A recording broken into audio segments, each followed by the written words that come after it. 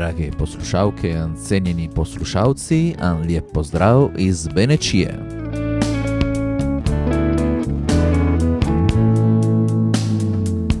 Sem pot končal, jo zdaj šele začenjam. Tomca Lukežu razmišlja. Človek ne živi samo od kruha, navijam vi, pa istvolen se strinjam s tvo prstvo. Se mi zdi jasno, da vsaj na telem hudem svijetu človek brez kruha vode umrije. Približno tole je te ureč tist, ki 2000 let potle se je zmislil tisto metaforo, ki pravi, da se morajo tisti bujrevni boriti za kruh, an za rože. V tej dobi brez imena smo se navadili, da univerzalne misli ne valjajo nič, a more biti, nanča ne obstajajo. Pa tele reč se mi zdi, da je resnica. Prepričan sem, da valja za ljudi, ki živijo tle par nas. Se pravi, da se moramo boriti za našo kulturo, pa tudi za ekonomski razvoj naših krajev. Drugače bomo na koncu zares zgubili našo identiteto. Tole so verli, in še do nas vedo, tisti, ki nas nimajo radi. Tako je do malo cajta od tega delala država, podperjala je vse tajne in javne dejavnosti proti naši kulturi in pustila, da naše vasi se spraznejo. Zato mislim, so naši mladi ustanovili skupino mladih Benečanov, ki delajo za našo kulturo, za braniti pravice, ki jih je naša skupnost dobila, pa tudi zato, da ne bi bilo treba zbežati okoli po svijetu za všafatno delo. Je pa še ena druga reč, ki kljub na našemu relativizmu vpliva na vse, kar je povezano s človekom. Strah. Ankajšan postfašist je že pokazal, da se zares boji mladih Benečanov, am po mojim ima pruzak so jasno, natančno pokazali, ki mislijo. Tole so naredili že pred dnevom emigranta, tudi z delom na teritoriju, ne samo odsjazat v pisarni. Če se jih tisti, ki so več ali manj fašisti, bojo, je ena lepa novica. Če pa se jih bojo kajšnjih med nami, tisti, ki imamo par srcu našo slovensko identiteto, se čujem za doših uram jim reči, naj se pomarijo. Nije panike, mladi Benečani sigurno nećejo tekmovat, kdo je največji Slovenc. Res je, da imajo puno energije, pa jih bojo nucali za tiste cilje, ki jih že imajo. Povej ti je zakaj se navrneš teraj. Drugi poljubi, drugi objemi, druge srca se zapletejo s tvojimi, druge sape ugrejejo dušico, nazaj bo cajt pobrati se nič. Razstava prve svetovne vojske v Bjančah bo odprta do 2. februarja. Za razstavo skrbi društvo Srebrna kaplja v prvi vrsti, ki je uredila, koordinira razstavo, drži odprte prostore v Rakarjevi hiši v Bjančah. Z nami je Fabio Bonini, ki je glavna oseba, ki sledi delovanju v Rakarjevi hiši. Fabio, kaj nam poveš o razstavi? Kako sta tole pripravili in ki obiskovalci ima ta, kakšen uspeh ima? Ja, recimo, mi smo premislili za telo razstavo, ker smo videli ene slike, ene fotografije v muzeju v Kobaridu, ker razstava recimo je razpartjena na dva kraja. Je en del recimo od fotografij zelo posebnih, ki se jih nadobijo okole in ki ponavadi hodijo na razstave, ker so recimo last od posameznih, ki jih ne dajejo radi. In recimo, da je v glavnem baza od teh fotografij je gospod Dalmolin iz Bassano del Grappa. In recimo so tajšnji ljudje, ki so pobirajo tele fotografije in jih držijo zase. Zato i dobitele tle, mi smo hvaležni muzeju u Kobaridu, ki nam je dovolil, da smo prišli do njih. Ker je tel del od razstave je, ko moram povedati, tehnično zelo visok. Je bil napravljen recimo kupec muzeja iz Kobarida in recimo je bilo tudi zloženo tako, da ni lahka stvar napraviti. Drugi del pa je recimo so slike od muzeja Baluš iz Gorenja Trbja in recimo tudi zahvalimo Balušovim, ker so nam pripomogli, da pridemo do takih slik. So recimo dva dela drugača. V te prvim se dobijo fotografije od naših dolin od Prve svetovne vojne in recimo, če se pomisli, da pri nas je bilo približno 130.000 ljudi, vojakov, ki so bili za prvo linijo, se mora pomisliti, kaj za nam veliko recimo število je bilo, reč ogromno velika.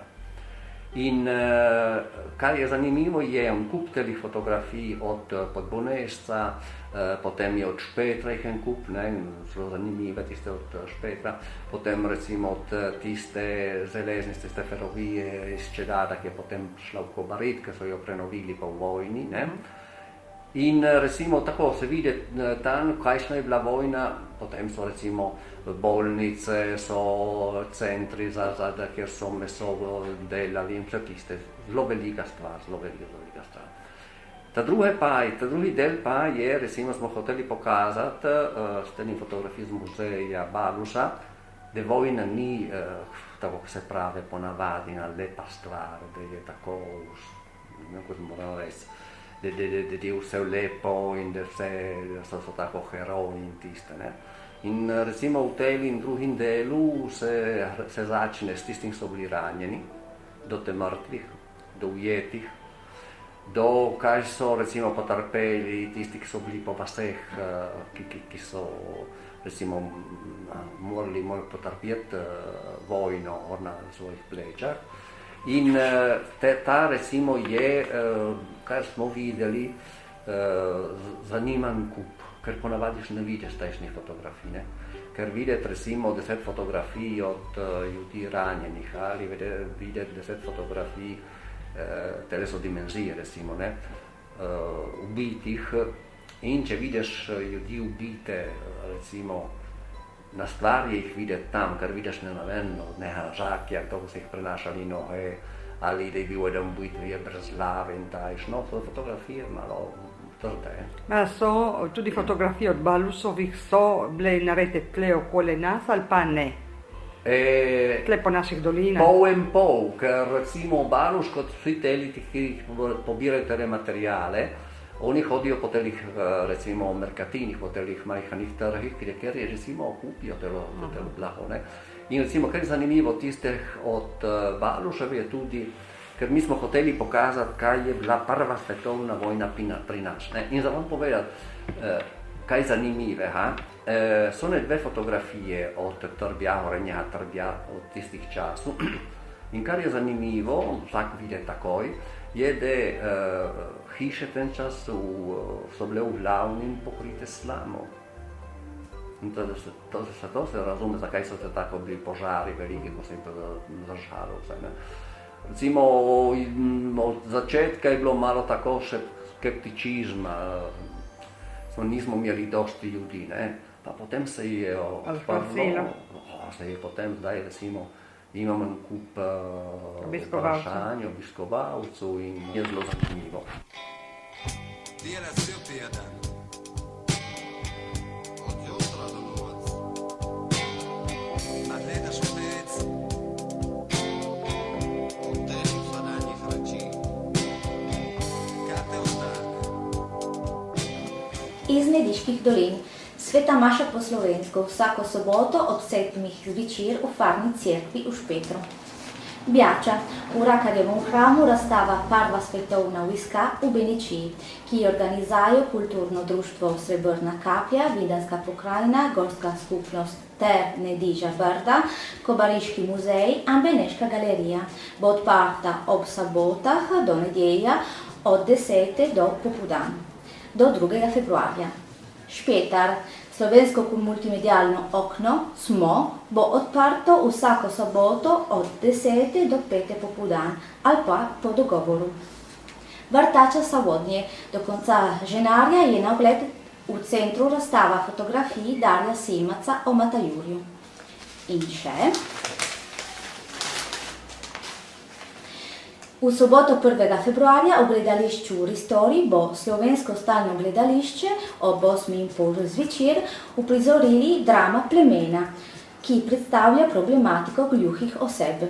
Predstava ima italijanske nadnapise. In, kot vsako leto, je kulturno društvo Ivan Trinko tudi letos izdalo Trinkov koledar. Predstavitev letošnjega koledarja bo v četrtek 30. januarja ob 6. uri zvečer v Slovenskem kulturnem domu v Špetru. A sono naši prijatelji. Taka riječ je.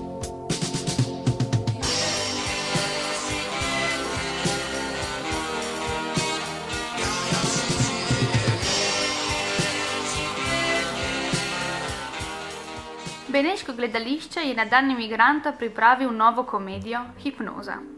Marina Černetič je priredila tekst angleškega avtorja Davida Tristrama. Režija je Marjana Bevka, ki že več kot 20 let sodeluje z Beneškim gledališčem, za kar se mu želimo prav lepo zahvaliti. Igrajo Roberto Vernjak, Johnny Truznjak in Emanuela Čičigoj. Tela nova zgodba vas bo prav zmešala. Kaj je zanj hipnotizator, če ne utehne hipnotizat? An policiot, ki misli se zboljšati življenje s čudnimi idejami o neki banki? An žena, ali je ona tista, ki se upa narvič? V komediji, kjer vsak se napenja po svojem, za se igrati z življenjem te drugega, še na koncu ne zastopimo, da je zares v dobu ali zgubu. Za drugač, kaj bi bil za dan thriller, če bi napustil ljudje presenečene? Pride cajt, ki ti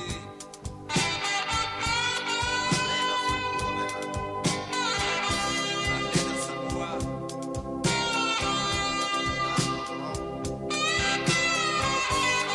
Zares dobro.